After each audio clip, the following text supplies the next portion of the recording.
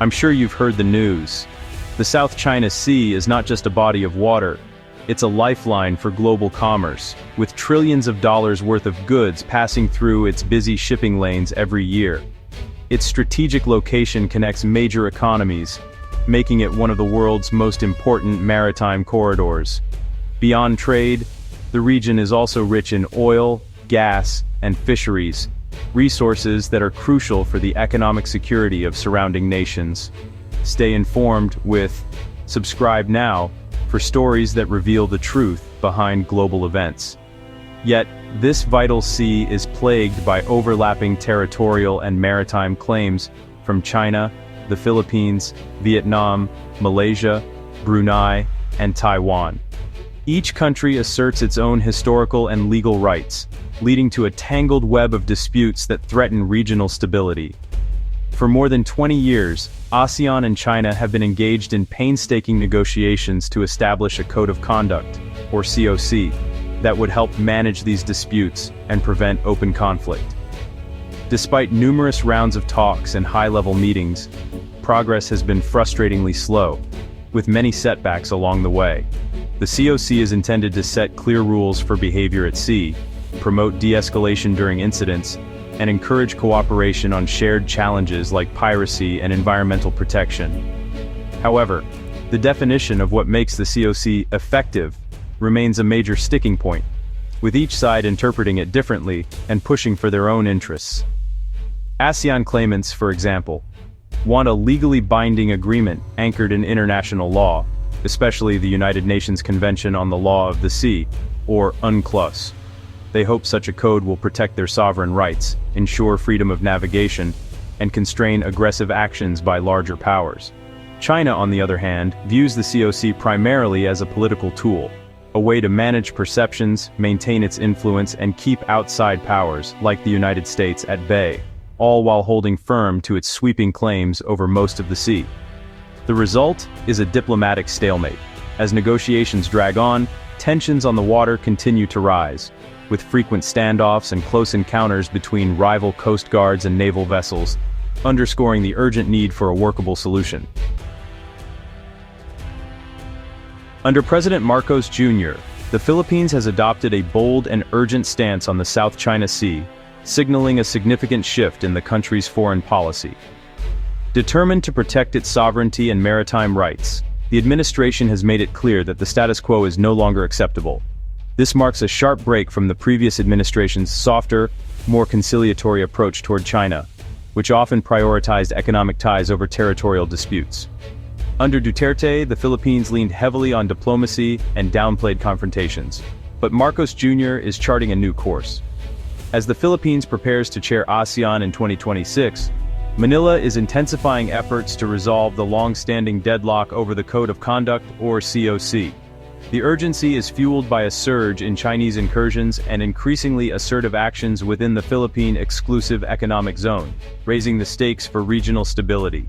Incidents at flashpoints like Second Thomas Shoal and Scarborough Shoal have become not only routine but also increasingly dangerous, with near-daily confrontations between Philippine and Chinese vessels.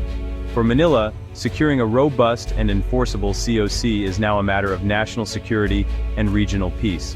The Philippines is urging ASEAN to tackle the most contentious issues head-on, defining the COC's geographic scope, ensuring its legal enforceability, and debating whether outside parties should be involved in monitoring compliance. These are critical questions that will shape the region's future. At the same time, Manila is strengthening its security alliances, revitalizing its decades-old defense treaty with the United States, and expanding joint military exercises to deter further aggression. The Philippines is also building new coalitions with regional partners like Vietnam and Japan, forging closer diplomatic and security ties to present a united front.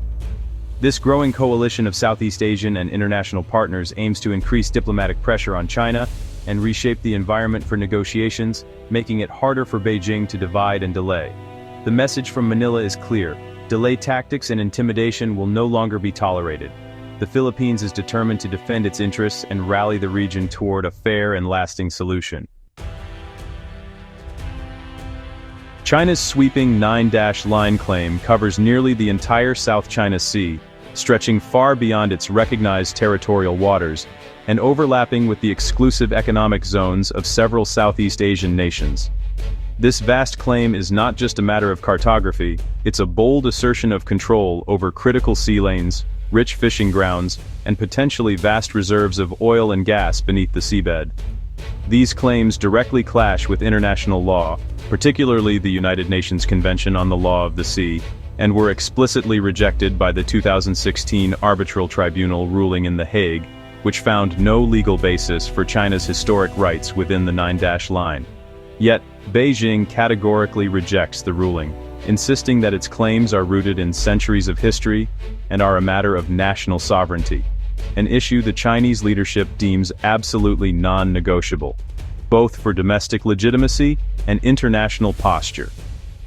In the diplomatic arena, China participates in Code of Conduct, or COC, talks with ASEAN to project an image of cooperation.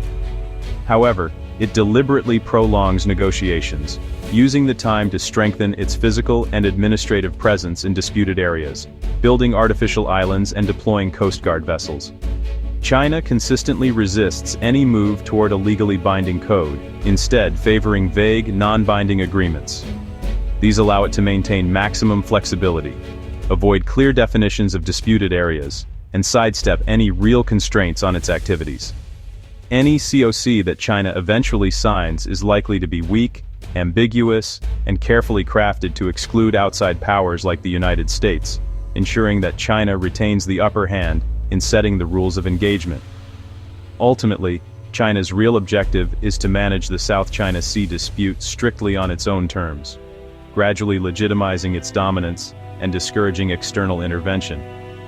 For Beijing, the COC process is less about genuine conflict resolution and more about consolidating its position, using strategic ambiguity as a tool to shape the future of the region in its favor. ASEAN's consensus model makes it vulnerable to division and Chinese influence, undermining its ability to negotiate a strong COC. The Philippines and Vietnam push for a binding code, while Malaysia and Brunei are more cautious. Non-claimants like Singapore and Indonesia support rules, but balance this with economic ties to China, often mediating rather than confronting. Cambodia and Laos, dependent on China, frequently block tough ASEAN positions. This internal split is ASEAN's biggest obstacle, unity in principle, but paralysis in practice. Until ASEAN overcomes these fractures, its bargaining power remains weak. China exploits these divisions to stall progress. The US isn't a claimant, but its military presence and alliance with the Philippines shape the region's strategic balance. Washington insists on freedom of navigation and peaceful dispute resolution, directly challenging China's claims. The US-Philippines Mutual Defense Treaty deters Chinese aggression, while US naval operations reinforce international law. China sees the US as an interloper and wants the COC to restrict outside military involvement, a red line for Manila. US policy shifts, however, create uncertainty for Southeast Asian states. A less committed US could embolden China and weaken ASEAN's position. The American factor is both a shield and a source of anxiety for the region. The COC's fate partly hinges on how Washington's role evolves. While talks drag on, the real contest plays out at sea, where China uses its Coast Guard and maritime militia to harass other claimants. Flashpoints like 2nd Thomas Shoal see dangerous confrontations, with Chinese vessels using water cannons and blockades against Philippine boats. Scarborough Shoal remains under Chinese control, devastating Filipino fishing communities. These gray zone tactics fall below the threshold of war, but steadily shift the status quo in China's favor. The disconnect between diplomatic negotiations and on-the-water realities is stark. For Manila, a COC that doesn't ban these coercive tactics is meaningless. Without real constraints, the code risks legitimizing China's campaign of intimidation. Facing a divided ASEAN and Chinese pressure, the Philippines and Vietnam are forging a pragmatic partnership. Their cooperation has moved from words to action, with joint Coast Guard drills and high-level naval meetings. By setting aside their own disputes, They're building a united front to deter China and push for a meaningful COC. This alliance amplifies their voice within ASEAN and at sea, raising the costs for China's gray zone tactics. If successful, it could inspire similar coalitions among other Southeast Asian states. While not a formal alliance, it signals that China's divide-and-conquer strategy is losing effectiveness. The region's diplomatic landscape is shifting. The Philippines aims to finalize a substantive COC by the end of its 2026 ASEAN chairmanship, injecting urgency into stalled talks. But skepticism abounds.